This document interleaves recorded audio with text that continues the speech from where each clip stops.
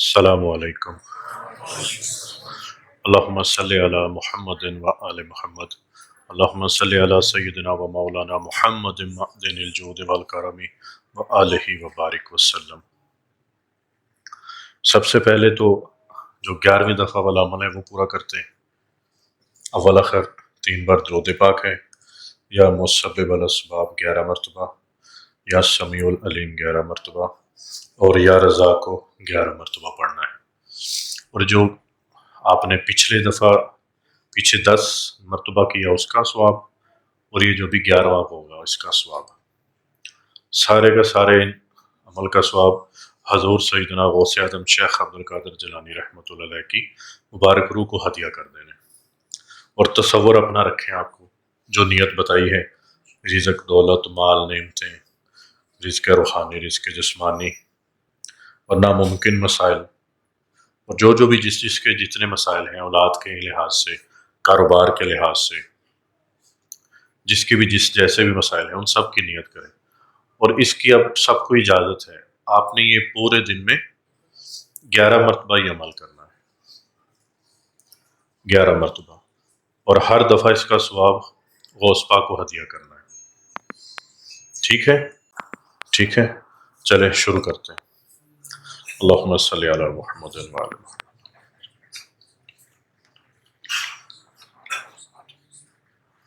یا مسبب الاسباب،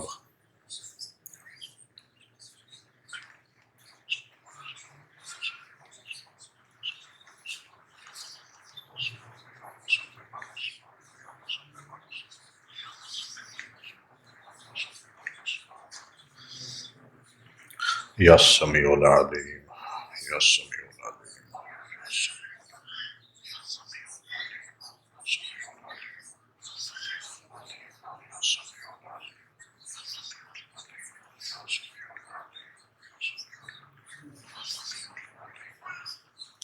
یا رزاق۔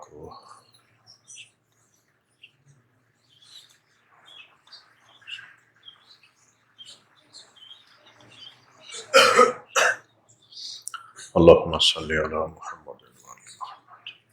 اللہم صلی علی محمد و آل محمد۔ اللہم صلی علی محمد و آل محمد۔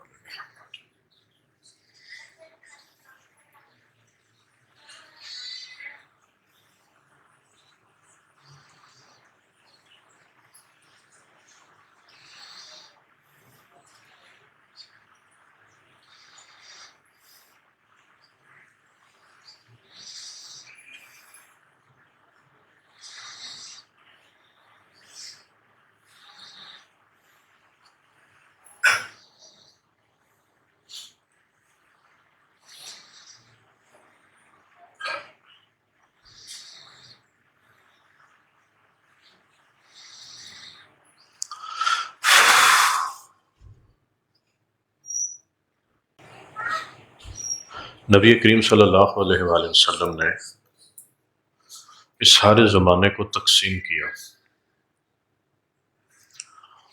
اور تقسیم کرنے کے بعد اس کو 3 حصے کیے۔ اپنے بعد صاحب زماں حضرت امام حسن علیہ السلام رضی اللہ تعالیٰ عنہ کو بنایا۔ پھر حضرت امام حسن جب صاحب زماں بنے تو ان کا دور، ان کا زمانہ، وہ حضرت شیخ عبدالقادر جیلانی رحمۃ اللہ علیہ کی پیدائش تک منحصر ہے، محیط ہے۔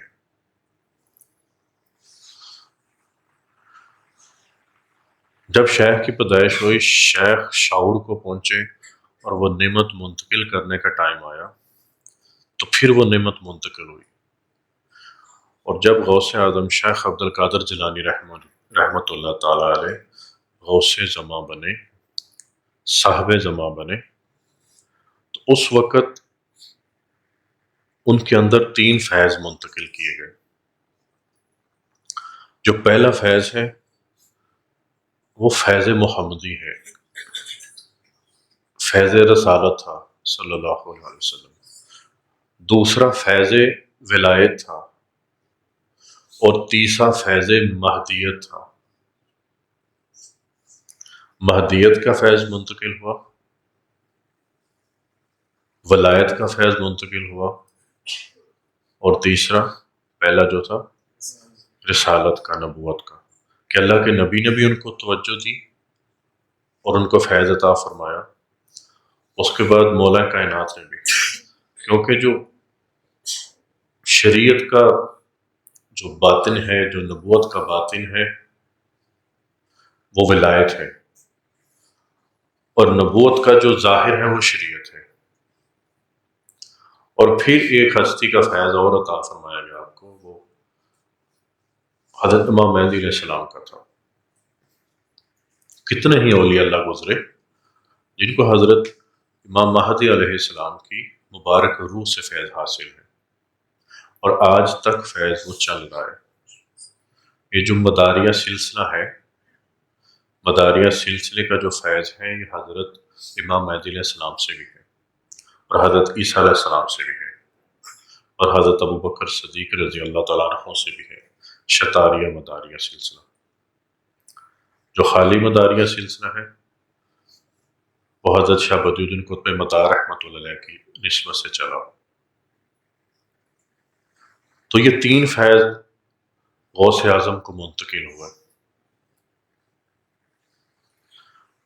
اب جس بندے نے آج سے 1000 سال پہلے جس کی پیدائش ہو رہی ہو، اور ابھی تک وہ صاحب زماں ہو، اور آگے بھی نہیں پتا کسی کو کہ امام مہدی علیہ السلام کب تشریف لے کے آئیں گے، یعنی 500 سال ہیں، آگے 1000 سال ہیں، آگے 200 سال ہیں، یہ تو اللہ بہتر جانتا ہے، یا وہ لوگ بہتر جانتے ہیں جنہیں اللہ نے اس چیز کا علم دیا۔ تو پھر یہ ہستی تشریف لائی، اور اس ہستی کے تشریف لانے سے پہلے ان کے والد محترم حضرت موسیٰ جنگی دوست رحمۃ اللہ تعالیٰ علیہ،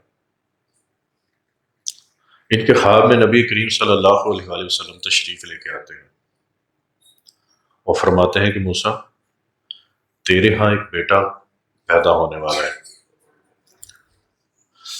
جو قطب عالم ہوگا، اور وہ میرا بیٹا ہوگا، اور اس پر میری خصوصی توجہ ہوگی۔ پھر غوث پاک کی جب ولادت ہوئی تو یکم رمضان تھا، تو آپ کی والدہ فرمایا کرتی تھی کہ یہ میرا دودھ نہیں پیتا، پورا دن روزے سے، جس طرح ایک شعور والا انسان روزے سے رہتا ہے، آپ بھی روزے سے رہتے تھے۔ مغرب کے بعد آپ اپنی والدہ کا دودھ پیتے۔ اس سے ایک چیز ظاہر ہوتی ہے کہ جو اللہ کے دوست ہوتے ہیں ان کا جو شعور ہے وہ کس درجے اور کس سطح کا ہوتا ہے۔ اللہ کا دوست اگر آپ سمجھتے ہیں کہ وہ سن نہیں سکتا تو وہ آپ کے لیے ویسا ہے، آپ سمجھتے ہیں کہ اللہ کا دوست سن سکتا ہے تو آپ کے لیے وہ ویسا ہو جائے گا۔ آپ یہ سمجھتے ہیں کہ اللہ کا دوست دیکھ نہیں سکتا تو آپ کے لیے وہ اندھا ہی ہے۔ اگر آپ کا یہ یقین ہے کہ اللہ کا دوست دیکھ سکتا ہے تو وہ دیکھ رہا ہے۔ اگر آپ یہ سوچتے ہیں، سمجھتے ہیں کہ اللہ کا دوست آپ کے اندر جو ہلچل ہے، آپ کے اندر جو چیز چل رہی ہے، آپ کے اندر جو یقین ہے، آپ کے اندر جو اس کے خیالات ہیں اس کے بارے میں، اگر اسے نہیں پتا تو وہ بھی خاموشی سے اس چیز پہ پردہ ڈال دیتا ہے۔ جس طرح سے آپ کا اس کے بارے میں یقین اور خیال ہوگا، وہ آپ کے ساتھ ویسا چلنا شروع ہو جائے گا۔ ساری بات آپ کے اپنے یقین کی ہے۔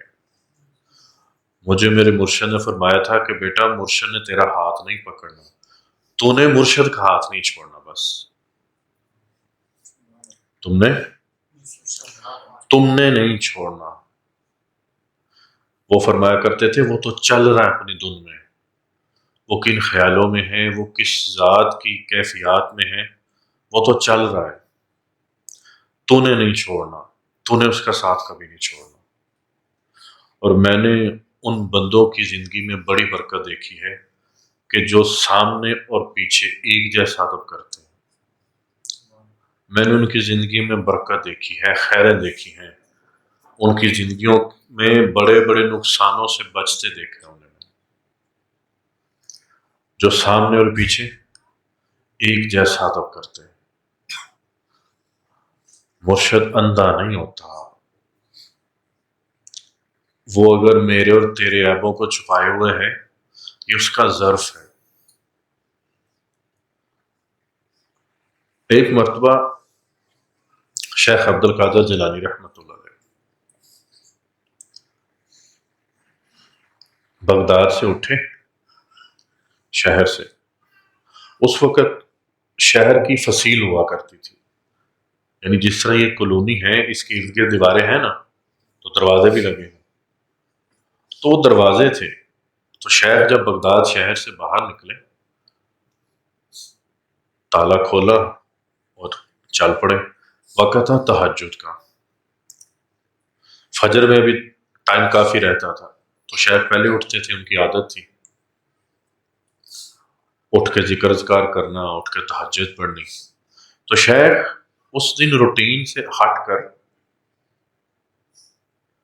جب کھڑے ہوئے تو ایک طالب علم بھی تھا مدرسے کا، تو اس نے کہا میں اٹھتا ہوں، شیخ کو وضو کراتا ہوں، شیخ کے لیے پانی لوٹا بھر کے لے کے آتا ہوں۔ مگر شیخ خود بخود اٹھے، فٹافٹ وضو کیے شیخ نے، اور شیخ شہر سے نکلنے کی جلدی تھی شیخ کو۔ اس نے بھی کہا کہ حضرت کی یہ روٹین تو نہیں ہے، تو حضرت جاتے کہاں، میں ان کے پیچھے چلتا ہوں۔ اب یہ وہ واقعہ ہے کہ غوث پاک کی شان اور جس کی ہم آج محفل میں تشریف لائے، اس ہستی نے جس کی محفل میں آپ اور میں شامل ہیں، آپ کے لیے پتہ نہیں کس کس انداز سے انہوں نے روحانی طور پر دعائیں کی، کس طریقے سے اللہ کے نبی صلی اللہ علیہ وآلہ وسلم کی بارگاہ میں آپ سب کے لیے عرض پیش کی، اور جو شب جمعہ میں یہاں عبادت کرنے کے لیے کچھ نوجوان آتے ہیں، کچھ درویش آتے ہیں، ان کی طرف سے بھی اللہ کے نبی صلی اللہ علیہ وآلہ وسلم کی بارگاہ میں کچھ پیغامات انہوں نے پیش کیے۔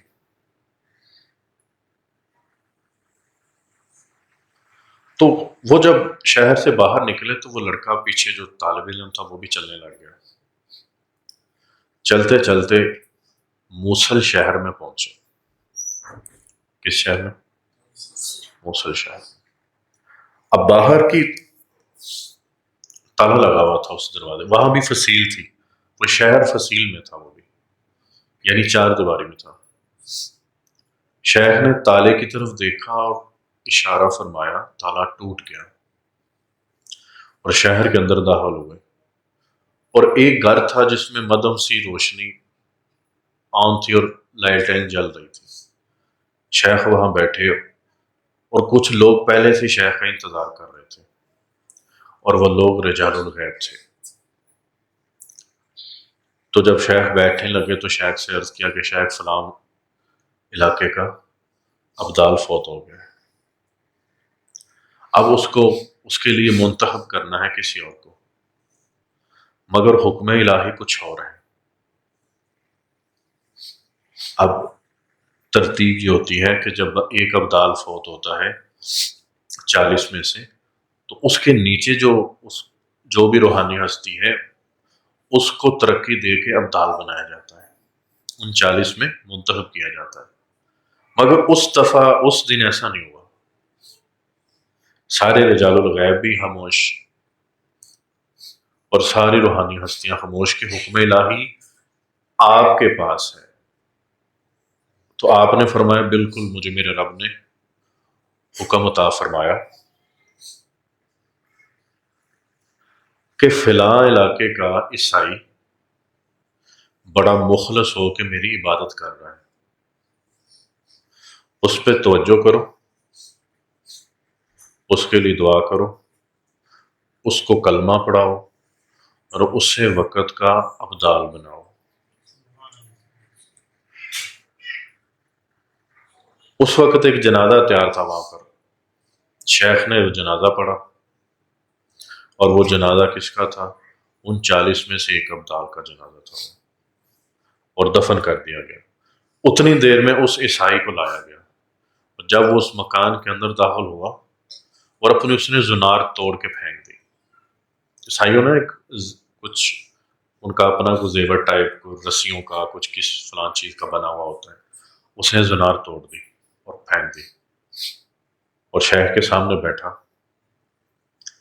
اب وہ خالی غوث نہیں تھے، خالی غوث زماں نہیں تھے، خالی غوث اعظم نہیں تھے، وہ صاحب زماں تھے۔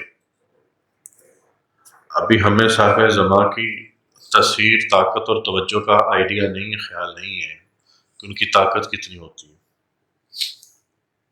اور ہر زمانے میں غوث پاک کے تحت کچھ خاص لوگ ضرور ہوتے ہیں جن کے ہاتھ سے شیخ اس امت کو فیض عطا فرماتے ہیں۔ وہ باقاعدہ فیض رساں ہوتے ہیں، اور شیخ کی ان پہ اتنی نظر کرم ہوتی ہے کہ ان کا فیصلہ شیخ کا فیصلہ ہوتا ہے، ان کی ہاں شیخ کی ہاں ہے، ان کی نہ غوث پاک کی نہ ہے۔ اس درجے پہ فائز لوگ ہوتے ہیں۔ تو شیخ نے ان کا جنازہ پڑھا دیا، وہ عیسائی آ گیا آگے سے، اور شیخ نے اپنے سامنے بٹھا کے تھوڑی دیر اس پہ توجہ فرمائی۔ اب ایک گھڑی کی توجہ، ایک گھڑی 24-25 منٹ کی ہوتی ہے، ایک گھڑی میں شیخ نے اسے مرتبہ ابدال تک پہنچایا۔ پھر آگے اس نے کیا ذکر اذکار کرنے ہیں، آگے اس کے کیا معاملات ہونے ہیں، شیخ نے سارے سمجھائے، اس کو دعائیں دی، توجہ دی، فیض عطا فرمایا، اور ایک علاقے میں اس کی ڈیوٹی اس کو منتخب کر دیا گیا۔ تو جب شیخ واپس آگے فجر کی نماز پڑھانے لگے تو وہ لڑکا کہنے لگا کہ شیخ یہ سارا واقعہ، تو شیخ نے فرمایا تو میرے ساتھ ہی تو تھا،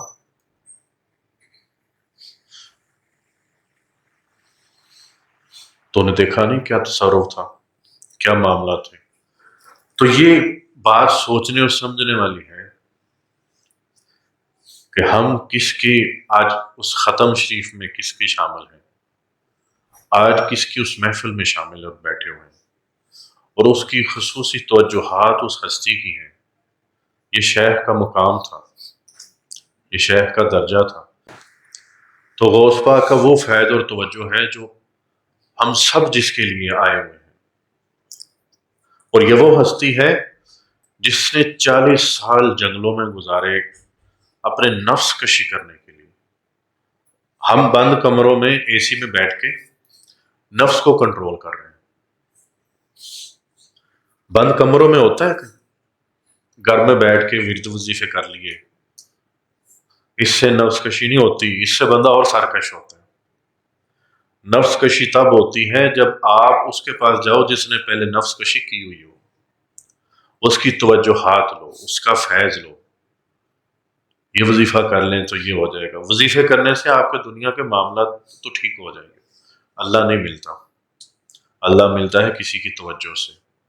اللہ اس سے ملتا ہے جس نے اللہ کو پایا ہوا ہو، جس کو اللہ جانتا بھی ہو، جس سے اللہ راضی بھی ہو چکا ہو، اللہ اس سے ملتا ہے۔ جو ادھورا ہو، خود سفر میں ہو، اسے کیا کسی کو دے گا وہ؟ تو یہ وہ ہستی تھی 40 سال جنگلوں میں گزارے، اور آج اگر ہم کسی کو 40 دن کمرے میں بند کر دیں، یا کوئی ویسے ہی بیچارہ گھر میں ذکر اذکار کرتا ہو، اس کی جان کھا مارتے ہیں کہ ہر ٹائم پڑھتے رہتے ہیں، ہر ٹائم ہی اللہ اللہ، یہ نہیں پتا کہ شاید اسی کی برکت سے کام چل رہا ہے، اسی کی وجہ سے معاملہ چل رہے ہیں۔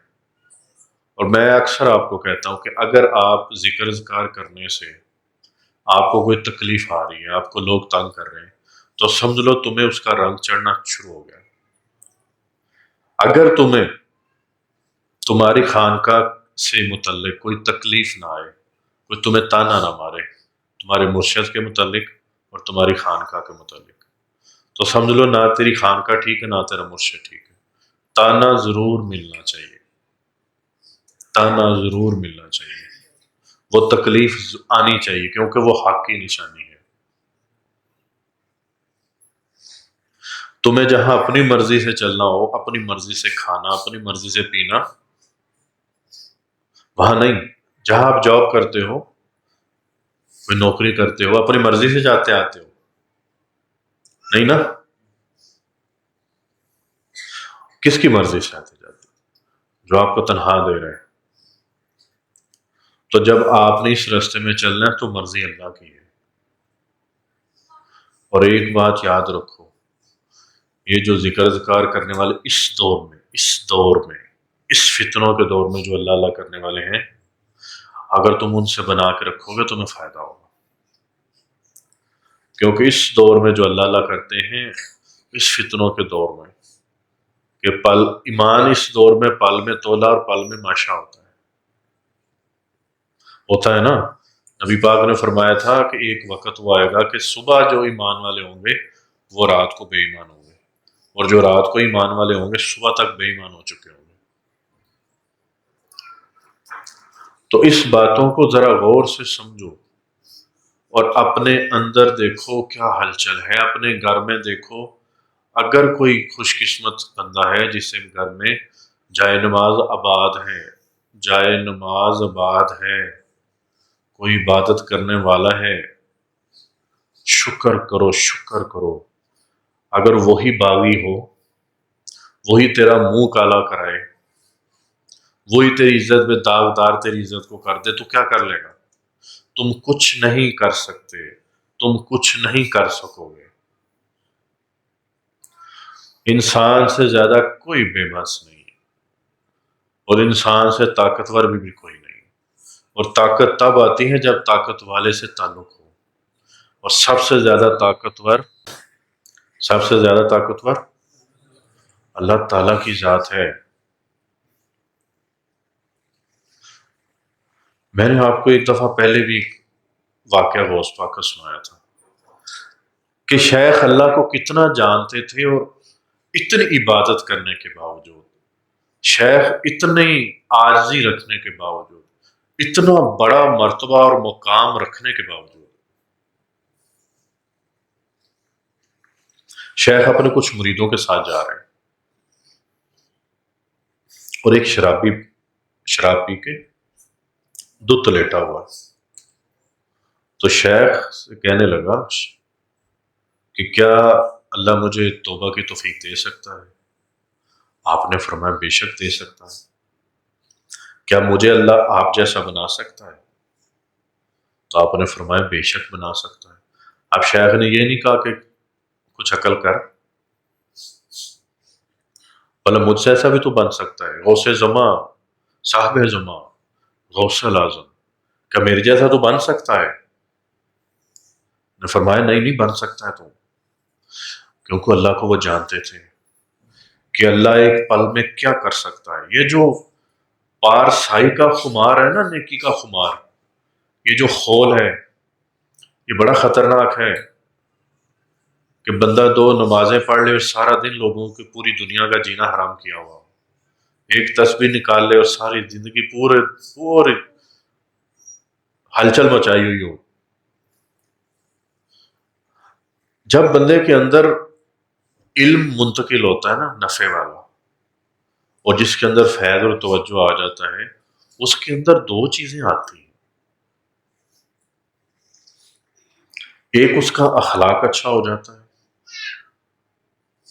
ایک اس کے اندر ادب اور نرمی آ جاتی ہے۔ کیا آ جاتا ہے؟ ادب اور نرمی۔ اب بندے کے اخلاق کا پتہ کہاں چلتا ہے؟ بازار میں نہیں، بندے کے اخلاق کا پتہ چلتا ہے اپنے گھر میں۔ بندہ گھر میں کیسے ہے؟ باہر تو حضرت صاحب بھی ہیں، پیر صاحب بھی ہیں، گھر کے اندر آپ کے اخلاق کا پتہ چلے گا۔ اگر گھر میں اخلاق ٹھیک نہیں ہے تو تمہارا وہ عکس ہے، تم دیکھ لو تم کہاں کھڑے ہو۔ تمہیں غلط فہمی ہے تم سے اللہ راضی ہے، تمہیں غلط فہمی ہے، اور سمجھ لو تو دعاؤں سے محروم ہو گیا ہے۔ تم دعاؤں سے محروم ہو، اور نہ کرنا ایسا، نہ کرنا، نہ الجھنا اس زمانے میں جو اللہ اللہ کرتے ہیں ان سے نہ الجھو۔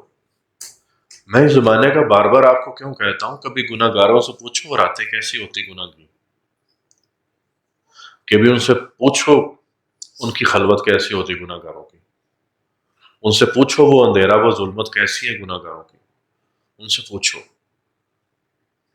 بنا بنائے پلیٹ میں سارا کچھ ملا نا، نہ دین بدلا، نہ مذہب بدلا، نہ مسلک بدلا، سارا کچھ تو بنا بنائے ملا ہمیں۔ ہمیں کیا پتا کس بھاؤ بکتی ہے؟ جو بندہ کسی پیر کی کسی ولی کی تلاش میں نکلتا ہے اس کو پوچھو وہ کن کن تکلیفوں سے گزرا ہے، اس نے کیا کیا قربانیاں دی ہیں۔ ہم تھوڑا سا اس رستے سے گزرے ہیں، مجھے پتا ہے اس تکلیف کا۔ مجھے اکثر آ کے لوگ کہتے ہیں کہ مرشد کے بارے میں نا وسوسے آتے ہیں۔ میں کہا پتر، جب بندے کو گنے والے بیلنے میں سے گزر کے مرشد ملا ہو نا تو وسوسہ نہیں آتا۔ بنی بنی چیزیں ملی ہو نا تو وسوسے آتے ہیں۔ گزرو مشین سے، گزرو تکلیف سے، سارا دن محنت کر کے پیسہ کماؤ تو دیکھتے ہیں کون رات کو شراب پیے گا ان پیسوں کی۔ جو چیز محنت سے مشقت سے ملتی ہے اور راتیں آباد کرنے سے ملتی ہیں، اس کو اندازہ ہے اس چیز کا کہ کون سی چیز قیمتی ہے۔ دنیا میں سب سے قیمتی رشتہ، دنیا میں سب سے قیمتی رشتہ وہ ہے جو اللہ کے لیے قائم کیا جائے۔ سب سے قیمتی رشتہ وہ ہے جو اللہ کے لیے قائم کیا جائے، اور سب سے قیمتی محبت ہے جو اللہ کے لیے رکھی جائے ایک دوسرے کے ساتھ، ایک دوسرے کے ساتھ اللہ کے لیے محبت رکھی جائے۔ تو شیخ سے وہ پوچھنے لگا کہ اللہ مجھے آپ جیسا بنا سکتا؟ بالکل بنا سکتا ہے۔ تو پھر تیسری بات کہنے لگا کہ کیا اللہ آپ کو میرے جیسا بنا سکتا ہے؟ اب وہ صاحب زماں ہیں، غوث العظم ہیں، وہ شرابی ہے، نہ دین کا پتہ، نہ دنیا کا پتہ، نہ خبر۔ تو غوث پاک نے نہیں کہا کہ بے ادب یہ کیا کہہ دیا تو نے، آپ فوراً سجدے میں چلے گئے اور سجدے میں جا کے روئی جاتے ہیں کہ میرے مالک اس کی یہ والی دعا قبول مت کر لینا، مجھے اس جیسا مت بنا دینا۔ یہ وہ مقام ہیں، یہ وہ درجے ہیں، وہ اللہ کو جانتے تھے، اللہ کو پہچانتے تھے، اللہ کی بے نیازی کو جانتے اور پہچانتے تھے، اللہ کی بے نیازی کو جانتے اور پہچانتے تھے۔ میں آپ سے یہی عرض کرتا ہوں کہ اس کا جس حال میں اس نے آپ کو اور مجھے رکھا ہے نا، وہ بڑا بہترین حال ہے۔ شکر کیا کرو، شکر کیا کرو۔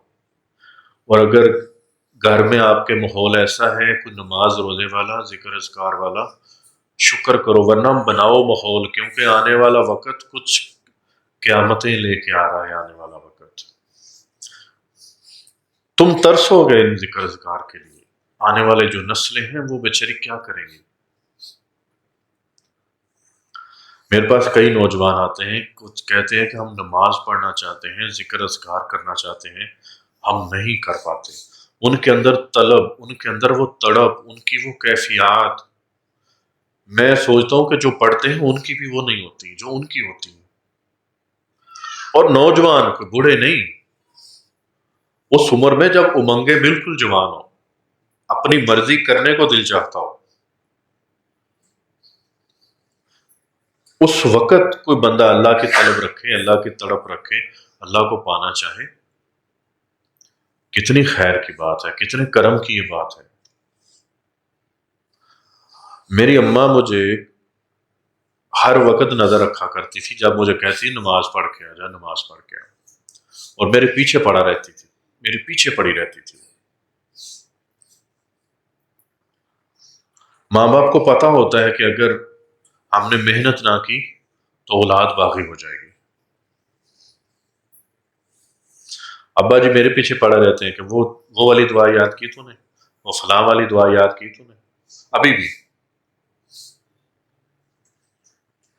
میں انہیں کہہ دوں بھائی آپ کو مجھ سے زیادہ پتہ ہے، میرے میں تو ہمت نہیں ہے والی ہوتی، میرے میں آج بھی ہمت نہیں ہے۔ مجھے پتہ ہے کہ آگے میری بھی اولاد ہے، اگر میں آج اپنے والد کے پیروں میں چپل رکھوں گا، جوتا رکھوں گا، تو آگے میری اولاد بیٹھی ہوئی ہے، مجھے پھر اسے کہنے کی ضرورت نہیں۔ اللہ کے نبی صلی اللہ علیہ وآلہ وسلم نے فرمایا تھا کہ جو میری امت کے کسی بوڑھے کی عزت و احترام کرے گا تو اللہ اس کے وقت میں اس کے لیے پیدا لوگ کرے گا۔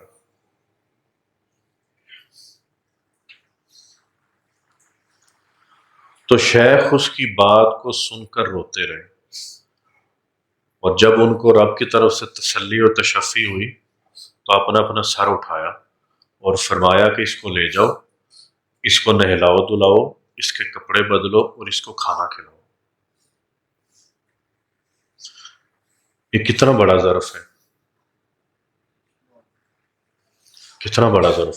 آج کوئی کسی پیر کو کہہ دے، باہر سے کھڑا عام بندہ ہی نمازی کو کہہ دے کہ حضرت آپ عام انسان ہیں، تو جینا حرام کر دے گا پیر وہ، کہ تم نے مجھے عام انسان کہا کیسے۔ سب سے زیادہ عاجزی ہی پیر میں ہونی چاہیے۔ صوفی برکت علی جانی صاحب رحمۃ اللہ فرمایا کرتے تھے کہ تم لوگوں نے پیر دیکھے ہیں، تم لوگوں نے فقیر نہیں دیکھے، تم لوگوں نے فقیر نہیں دیکھے۔ فقیر کا علم ولی کے علم سے الگ ہوتا ہے، ہر ولی فقیر نہیں ہوتا، فقیری علم اور ہے۔ علم لدنی جب ملتا ہے تو فقیری علوم الگ سے ملتے ہیں، فقیری علوم الگ سے ملتا ہے۔ فقیری اور قلندریت یہ سارا منصب مولا کائنات کے پاس ہے، یہ جو ولایت عطا فرمانی ہے، جس کو علوم عطا فرمانے ہیں، معرفت کے علوم عطا فرمانے ہیں، مگر براستہ شیخ عبد القادر جیلانی رحمۃ اللہ علیہ، کیونکہ آپ وزیر حضور ہیں، حضوری کے وزیر ہیں غوث اعظم، یعنی شیخ عبد القادر جیلانی رحمۃ اللہ علیہ نبی پاک صلی اللہ علیہ وسلم کے وہ وزیر ہیں جو ہر وقت، ہر لمحہ، ہر ٹائم، ہر آن نبی کریم صلی اللہ علیہ وسلم کی بارگاہ میں موجود ہوتے ہیں، اور آپ صلی اللہ علیہ وسلم کے اتنے مزاج آشنا ہیں کہ آپ کو پتہ ہے کہ کس وقت میں کیا بات کروں گا اور نبی پاک قبول فرما لیں۔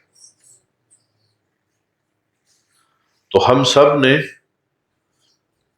جس طرح غوث پاک، ہم نے کرامتیں تو ساری بیان کرتے ہیں غوث پاک کی، مگر جس طرح غوث پاک نے اپنی زندگی گزاری اس طرح کا کوئی سبق ہماری زندگی میں نہیں۔ ایک دفعہ غوث پاک کی والدہ نے ایک شخص کے ہاتھ کچھ پیسے بھیجے کہ جا کے میرے بیٹے کو دینا اور فلاں مدرسے میں ہوتا ہے وہاں دینا جاتا ہے۔ اب وہ صاحب آئے، اب انہیں رستے میں کوئی ضرورت پیش آ گئی، انہوں نے کہا کہ نہ تو اس وقت ٹیلی فون تھا، نہ کوئی فیکس تھی، انہوں نے کہا عبد القادر بتائے گا کیسے، جس دور میں جائے گا بات بھول جائے گا، اگر مجھے پوچھا بھی تو میں کہوں گا گم ہو گئے یا کہیں لگ گئے، یعنی میں جھوٹ بول دوں گا۔ آپ اس شخص نے وہ پیسے استعمال کر لیا، اپنا سارا کھا پی گئے۔ تو جب غوث پاک کے سامنے پہنچے تو انہوں نے کہا حضرت بہانہ کر دیا، ایسے ہو گیا، ایسے ہو گیا، ایسے ہو گیا۔ تو غوث پاک نے اس کو برا بلا نہیں کہا۔ غوث پاک کے پاس جتنے پیسے تھے غوث پاک نے اس سے کھانا خریدا اور اس کو بھی کھلایا، اور فقراء اور فقیر جو بھوک اور پیاس سے بلک رہے تھے اور بھوک اور پیاس سے تڑپ رہے تھے اور کسی کی آمد کے امیدوار تھے کہ وہ آئے گا تو کھانا کھلائے گا، تو غوث پاک نے فرمایا میری غیرت نے گوارا نہیں کیا کہ میں کسی کے دروازے پہ جا کے بیٹھوں۔ دیکھو جتنے بڑے لوگ ہوتے ہیں درجے میں، مقام میں، روحانیت میں، وہ اپنے رب کے علاوہ کسی سے سوال نہیں کرتے،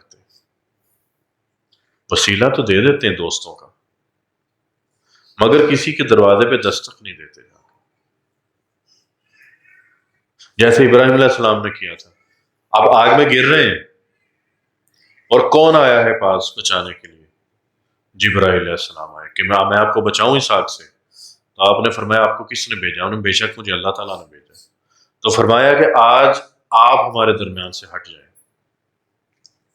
آج میں جس کے لیے آگ میں کودا ہوں وہی مجھے بچائے گا آگے. اور وہی ہوا. سلام علی ابراہیم. اللہ نے آپ کو سلامتی بھیجی اور آگ کو بھی بولا کہ سلامتی والا ہو جا. یعنی آگ کو یہ نہیں بولا کہ ٹھنڈی ہو جا، سلامتی والی ہو جا. اگر ٹھنڈی ہو جاتی تو سردی لگ جاتی. جب سلامتی والی ہوگی تو وہ موسم بن گیا جو آپ کے جسم کو ٹمپریچر جو چاہیے تھا.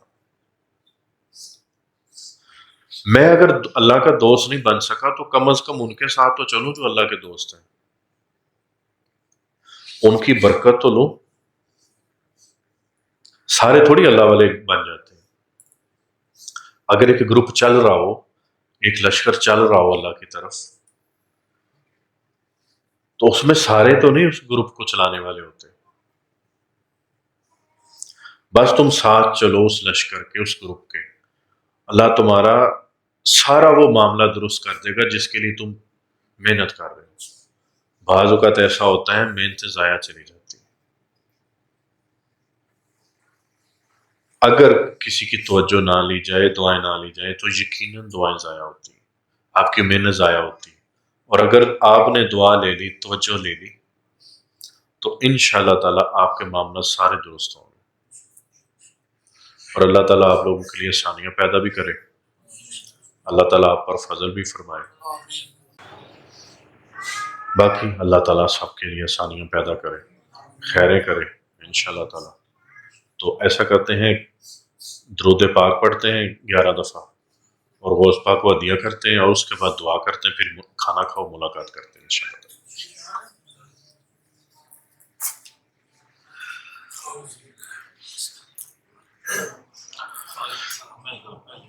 ہاں مل جائے. ٹھیک ٹھیک. درود پاک خاموشی سے پڑھو 11 دفعہ.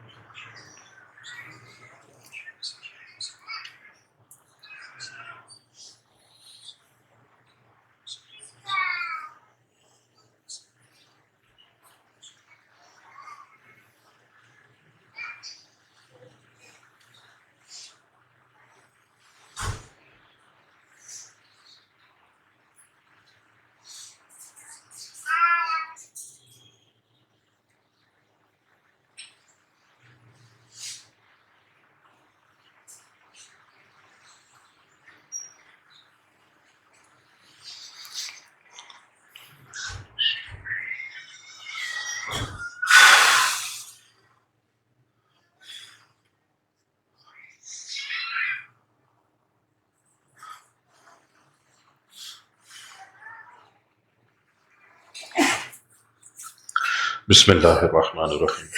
استغفر اللہ العظیم، استغفر اللہ ربی من کل ذنب واتوب علیہ، استغفر اللہ ربی من کل ذنب واتوب علیہ، استغفر اللہ ربی من کل ذنب واتوب علیہ.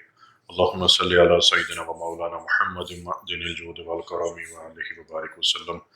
اللہم صلی علی سیدنا و مولانا محمد معدن الجود والکرم وآلہ وبارک وسلم. اللہم صلی علی محمد وآل محمد یا ارحم الراحمین، یا ارحم الراحمین، یا ارحم الراحمین. یا اللہ اپنا فضل فرما، یا اللہ اپنا کرم فرما، یا اللہ اپنی رحمت فرما. میرے مالک جو جو جس جس نیت سے آئے اللہ ان کے حاجتیں منتیں مرادیں پوری فرما.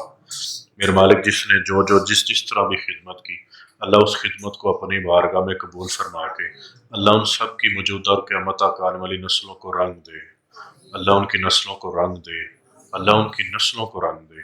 اللہ ہم سب کے مسائل حل فرما. اللہ جو جن مسائل کا ہمیں پتہ ہے اور جن مسائل کا ہمیں نہیں پتہ اللہ وہ تمام مسائل حل فرما. اللہ ہمارے گھروں میں سکون اور عافیت عطا فرما. اللہ ہمارے کوئی دکان ہے، کوئی فیکٹری ہے، کوئی کارخانہ ہے، اللہ اس میں برکتیں عطا فرما، اللہ اس کو آباد فرما، اللہ شریروں کے شر سے بچا، اللہ حاسدین کے حسد سے بچا، اللہ جادوگروں کے جادوگری سے بچا، اللہ بری تقدیر سے بچا، اللہ برے مقدر سے بچا، اللہ سختی سے بچا، اللہ عافیت دے دے، اللہ برکت دے دے، اللہ خیریں دے دے۔ میرے مالک ہمارے دل کی آنکھوں کو روشن کر دے، اللہ ہماری روح کی آنکھوں کو روشن کر دے، اللہ ہمارے لطائف روشن کر دے، اللہ ہمارے جسم کا رواں رواں روشن کر دے، اللہ ہماری ہڈیاں روشن کر دے، اللہ ہڈیوں کے اندر گودا وہ روشن کر دے، ہمارا بال بال روشن کر دے، ہمارا رواں رواں روشن کر دے، اللہ ہمارا ظاہر روشن کر دے، اللہ ہمارا باطن روشن کر دے، اللہ اپنا فضل کر دے، اللہ ہم سب کا خاتمہ بالخیر کرنا، اللہ ہم سب کا خاتمہ بالخیر کرنا، اللہ ہم سب کا خاتمہ بالخیر کرنا، اللہ ہمیں بغیر حساب کتاب کے معاف کرنا، اللہ بغیر حساب کتاب کے ہمیں معاف کرنا، اللہ بغیر حساب کتاب کے ہمیں معاف کرنا، اللہ رزق روحانی دے دے، اللہ رزق جسمانی دے دے، اللہ مال دے دے، اللہ رحمت دے دے، اللہ دولت دے دے، اللہ ایسا وقت نہ ہے کہ مخلوق کا محتاج ہوں۔ میرے مکہ آخری وقت تک میرے مالک اپنا محتاج رکھنا، میرے مالک بستر کی محتاجی سے بچا، میرے مالک بندوں کی محتاجی سے بچا، اللہ اپنا فضل فرما دے، اللہ اپنا کرم فرما دے، اللہ ہمارے لیے رستے آسان فرما دے اپنے تک پہنچنے کے۔ اللہ ہم لوگوں نے کراچی جانا ہے، اللہ ہم خیر وافی سے جائیں، خیر وافی سے وہاں رہیں اور خیر وافی سے واپس آئیں۔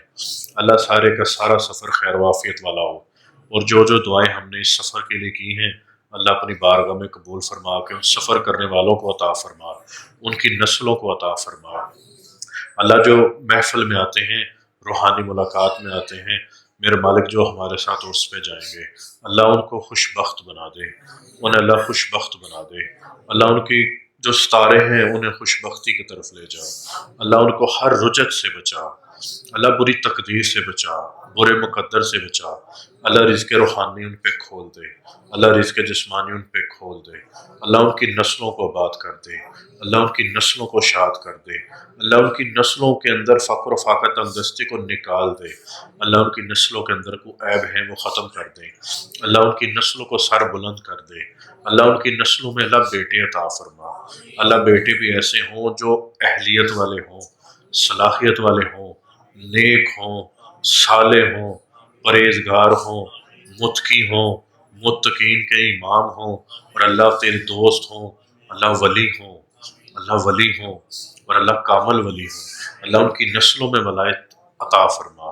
میرے مالک رحمت کر دے، فضل کر دے، کرم کر دے، میرے مالک جن کی شادیوں کے مسائل ہیں وہ مسائل حل فرما، میرے مالک جن کی بے اولادیوں کے مسائل ہیں مسائل حل فرما، اللہ جو اولاد نرینہ چاہتے ہیں نرینہ اولاد عطا فرما، میرے مالک جو گھر کا سکون چاہتے ہیں انہیں گھر کا سکون عطا فرما، میرے مالک جن کے معاشی حالات خراب ہیں انہیں اللہ تو فراخ رزق عطا فرما، ان کے مسائل حل فرما، انشاءاللہ ہم سب پہ اپنی رحمت کر دے، اپنا فضل کر دے، کرم کر دے، عافیت دے دے، سلامتی دے دے، میرے مالک جو مانگا وہ بھی عطا فرما، جو نہیں مانگ سکے وہ بھی عطا فرما، اور اللہ سادہ بن مانگے عطا فرما، اللہ سادہ بن مانگے عطا فرما، اور اللہ سادہ بن مانگے عطا فرما، محمد و آل محمد کے صدقے عطا فرما، اور نبی پاک کے صحابہ کرام ان کے صدقے طفیل عطا فرما، اولیاء کے صدقے، انبیاء کے صدقے، اہل بیت پانچتن پاک کے صدقے عطا فرما، حضور سیدنا غوث اعظم شیخ عبد القادر جیلانی رحمۃ اللہ علیہ کے وسیلے سے عطا فرما۔ آمین آمین آمین آمین آمین آمین آمین آمین آمین آمین ثم آمین۔ اللہم صلی علی محمد وآل محمد، اللہم صلی علی محمد وآل محمد، اللہم صلی علی سیدنا و مولانا محمد معدن الجود والکرم وآلہ وبارک وسلم۔ استغفر اللہ استغفر اللہ ربی من کل ذنب واتوب علیہ، ربنا تقبل منا انک انت السمیع العلیم وتب علینا انک انت التواب الرحیم۔ آمین آمین ثم آمین برحمتک یا ارحم الراحمین۔